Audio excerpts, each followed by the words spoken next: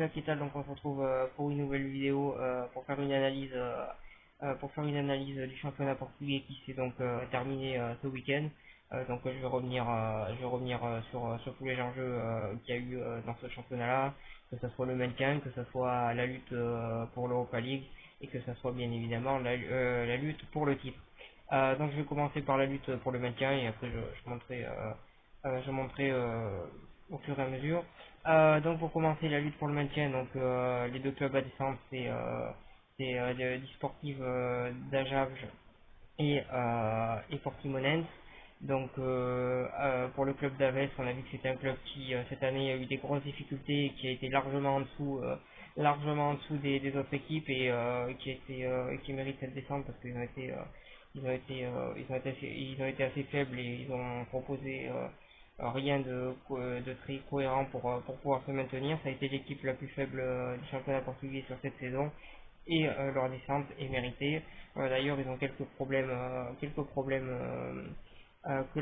en interne qui vont être compliqués à régler. Je pense que le futur de cette équipe risque d'être compliqué, même si je pense qu'ils peuvent réussir à se relever dans l'avenir, pourquoi pas. Mais en attendant, ça s'annonce plutôt compliqué. Et le deuxième club, donc Portimonense, club du sud du Portugal, qui a pas réussi à se maintenir. Ça s'est pas joué à grand chose, ça s'est joué dans la dernière journée, malheureusement pour eux. Les autres équipes ont gagné cette dernière journée, donc ils n'ont pas pu se maintenir.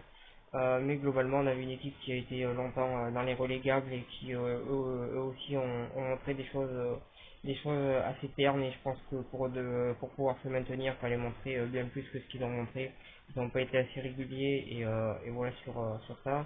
Après, pour les équipes qui se sont maintenues, Setúbal s'est maintenu à la dernière journée et Tondela s'est maintenu à la dernière journée.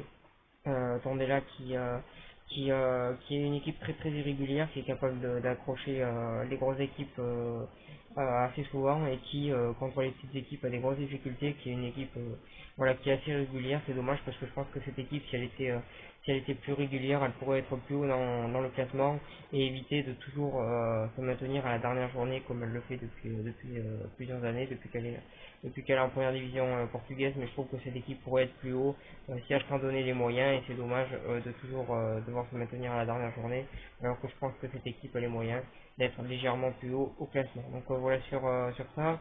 Ensuite pour la lutte à la cinquième place, donc à l'Europa League, Famalicão qui a fait 3-3 dans un scénario assez fou, donc du coup finit sixième et n'ira pas en Europa League. On parle quand même d'une équipe qui sort de deuxième division portugaise et qui dès la première saison arrive à finir sixième.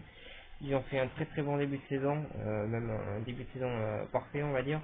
Et ensuite ça a été plus compliqué pour eux. Il y a eu des moments de la saison où ça a été compliqué, où ils ont eu du mal à enchaîner. Mais bon, c'est quand même une saison bien réussie pour cette équipe-là, qui a changé énormément de joueurs.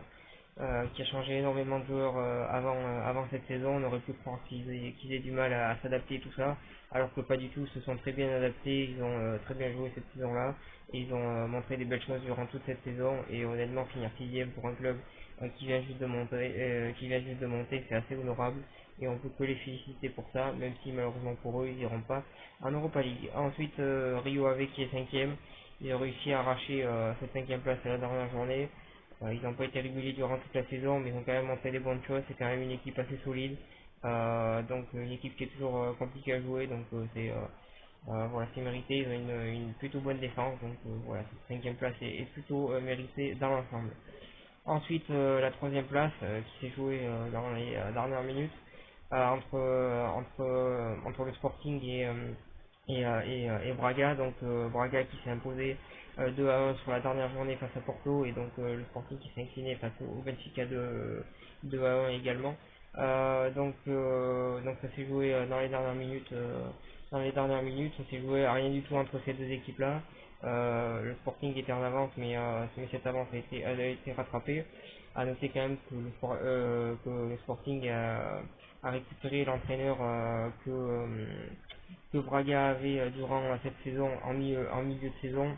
Donc ça a sûrement déstabilisé l'équipe de Braga, mais malgré ça ils ont réussi à avoir du mental et à arracher cette place en Europa League sans barrage, donc cette troisième place. Dans la dernière journée, on avait une équipe qui a eu du caractère, qui est revenue au score face à Porto, qui a eu du caractère durant cette saison, qui a jamais rien lâché, qui a toujours tout donné et qui est arrivé à arracher cette troisième place avec du caractère et voilà, une équipe qui a beaucoup de mental et félicitations à eux. De l'autre côté, le Sporting, c'est une saison complètement ratée. Ça s'est pas joué à grand chose pour qu'ils aient cette troisième place, mais c'est une équipe qui a perdu beaucoup de matchs quand même. Ça faisait longtemps qu'ils n'avaient pas perdu autant de matchs sur une saison, donc voilà, c'est une saison quand même assez décevante de la part du Sporting qui doit se relever dans l'avenir, même si je pense qu'ils ont les moyens pour le faire. Ils ont des assez bons jeunes joueurs. Je sais pas je pense pas qu'ils aient l'équipe pour jouer le titre, mais ils ont une équipe pour montrer mieux que ça et je pense que dans l'avenir ils devraient le faire. Donc voilà sur ça. Ensuite pour le titre, c'est pas compliqué. Le Benfica avait 7 points d'avance à un moment et ils se sont fait rattraper et ils ont fini à deuxième avec beaucoup de points de retard. Donc voilà, pour moi c'est le Benfica qui a perdu ce titre, euh, qui a qui s'est totalement vautré sur cette deuxième partie de saison, qui a manqué de mental, qui dans la difficulté a pas su se relever et mentalement a totalement craqué. Donc voilà, c'est une équipe qui en deuxième partie de saison a été très très décevante, qui aurait dû faire bien mieux et qui malheureusement a pas réussi à le faire.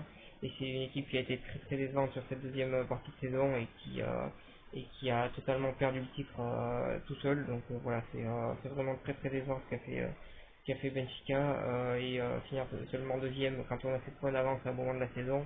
C'est quand même très très décevant, une deuxième partie de saison catastrophique.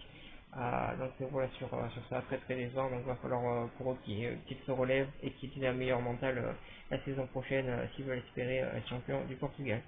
De l'autre côté, on avait une équipe de Porto qui a commencé le championnat assez largement et qui petit à petit est revenue, qui a fait une bonne fin de saison et qui voilà, a su enchaîner les bonnes performances en fin de saison, qui a montré des bonnes choses sur cette fin de saison, qui a su revenir alors qu'ils avaient 7 points de retard, qui a su faire une remontada et finir avec pas mal de points d'avance quand même. Donc voilà, félicitations à eux. Euh, ils ont euh, ils ont fait un bon retour, ils ont fait une bonne fin de saison, ils ont été assez conquérants. C'est une équipe qui a été assez solide défensivement, qui a quand même marqué pas mal de buts aussi, donc voilà, c'est une équipe qui a montré des bonnes choses dans ce championnat-là. Tout n'a pas été parfait, mais ils ont quand même su saisir leur chance pour être champion. Donc voilà, sur ça et voilà sur cette vidéo, je vous remercie de m'avoir suivi et je vous souhaite une bonne continuation.